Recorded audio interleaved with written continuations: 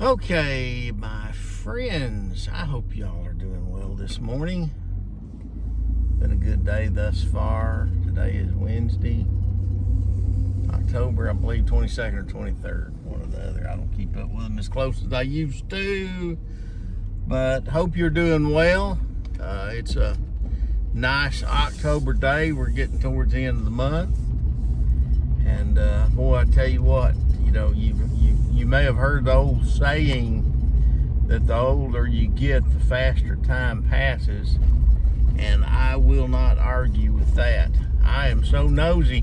You notice me looking around. I'm just leaving our driveway, but we live in the woods, and I'm always looking for deer. I love to spot them in our subdivision. There's plenty of them around, and I used to deer hunt, but I quit doing that several years ago. There's nothing wrong with deer hunting. Deer meat is fantastic. I've eaten plenty of it, but I just can't bring myself to killing one now. They are just beautiful animals. I have no problem with you doing it if they're game animals, as long as you do it legally. I don't want you shooting any in our neighborhood. We live in the city limits. You can't even shoot a gun legally here inside the city limits, but I'd rather you wouldn't kill any right here, around our house, but they're illegal to hunt. So, but they are beautiful creatures that God has created. I'm going to head down here. Scotty's going to do a little bit of bush trimming for a neighbor, and he gave me a call this morning, said he's going to work on it. So I was going to run down here. There's old Bumps again. I was going to run down here and check on him, see how he's doing. I kind of enjoy doing that. It's hard work, and it requires a little bit of skill or talent or ability. You got to be a little bit creative to do it. Of course, there's cleaning up to do and everything. This is the time of year to do it. Kathy asked me this morning if I was going to trim our rose bushes, and I usually do every year, and trim them back. In fact, I'll trim them back quite a bit. I think I'll turn right here. I'll trim them back quite a bit, and but that doesn't require any talent or ability. I usually just clip them. Got a little set of hand clippers that I use, and I'll clip them back. And where we live at, I've got a unfair advantage, I suppose. There was FedEx going by. I just take all my stuff and leaves, limbs, anything that I don't want in the yard, and put it in the woods, and it decomposes over time, folks. And now everybody doesn't have that privilege. If you live like where I'm going through right now, this part of the subdivision, these people, they look down upon you for making a pile, I guess, and leaving it in your yard. But where I live at, I've got woods on both sides of me, and I've got woods behind me, and it's no problem to get rid of that stuff. So I do have an unfair advantage over most folks. It is a pretty day outside today. I think the high today is supposed to be 81.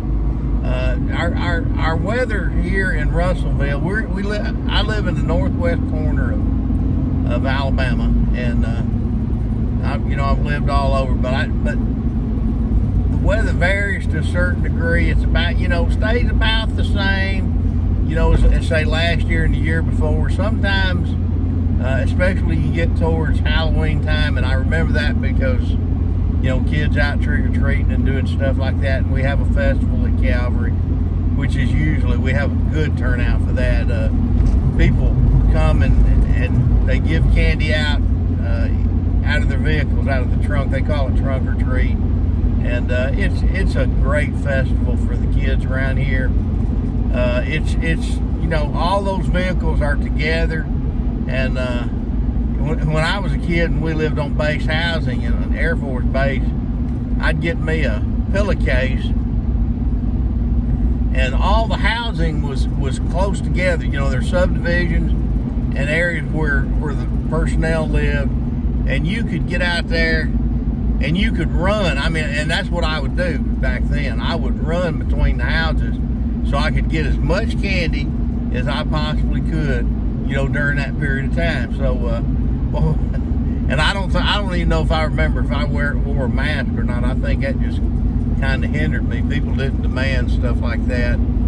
But Halloween was a kind of a special time back then. You know, I haven't heard about it happen in several years, but every once in a while you'll hear about somebody putting something in candy or something. That's, oh my goodness, folks. How could somebody do something like that to a child? I just do not understand people. Of course, God allows sin, and you know, He is all-knowing, all-powerful, and He allows it to exist, and He's got it here for a reason.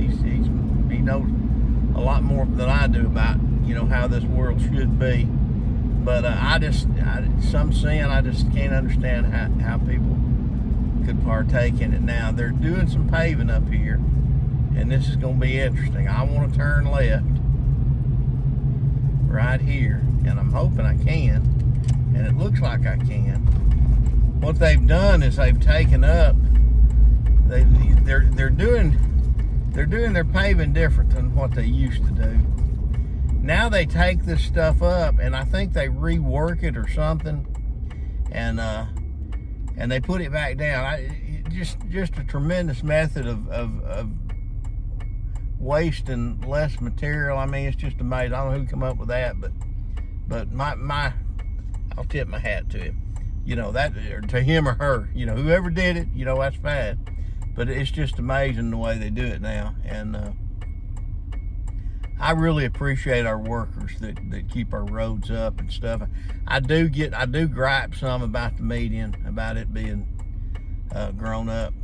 I wished it got cut a little more often, but you know, it costs a lot of money. But I want to tell you the story right quick, or a little bit of it, I suppose, about when the kids were born. And Scotty was born in 1976, and I can remember it real well. And I wanted to encourage you, and this may go into several parts here, but I'm going to tell you a little bit about part of it. I had a choice back then. I was in 1976, I was 21 years old. Kathy and I got married, I was 18 years old. She was 17, she turned 18 the next day. We were both young, is what I'm trying to tell you. And when we got married and we were going to have Scotty in 1976, I had a choice. Dr. Mitchell in Sheffield gave me a choice about whether I would go into the living room or not. I chose to do that. Now, I'm strong-stomached. Stuff don't bother me much, and I chose to do that, and I'm glad I did. I'm going to tell you this, and again, I'm going to extend more on this subject. So this is just an introduction to it. But I want to encourage you that if you're of childbearing ages, if you're newly married, if you have a choice and you can do it, if you can go into the delivery with your wife, because she's got to go, she don't have no choice. And if you can do that, folks, please let me encourage you to do it, because I've never been able to repeat that feeling again. It's just absolutely amazing. It was just miraculous to watch it happen, and to be there and support her and show her part of my love for her. And when he was born, the feeling is just amazing. It's just amazing. But I'm going to talk more about their births, as time progresses. All right, I'm already here. I'm 9 minutes, 28 seconds into this video. I'm going to end it now. I may catch one on the way back. I don't know for sure, but please support me by liking, commenting, sharing helps a lot, to get the word out, and also, of course, subscribing if you're not. God bless you. We'll talk to you later on. Bye-bye.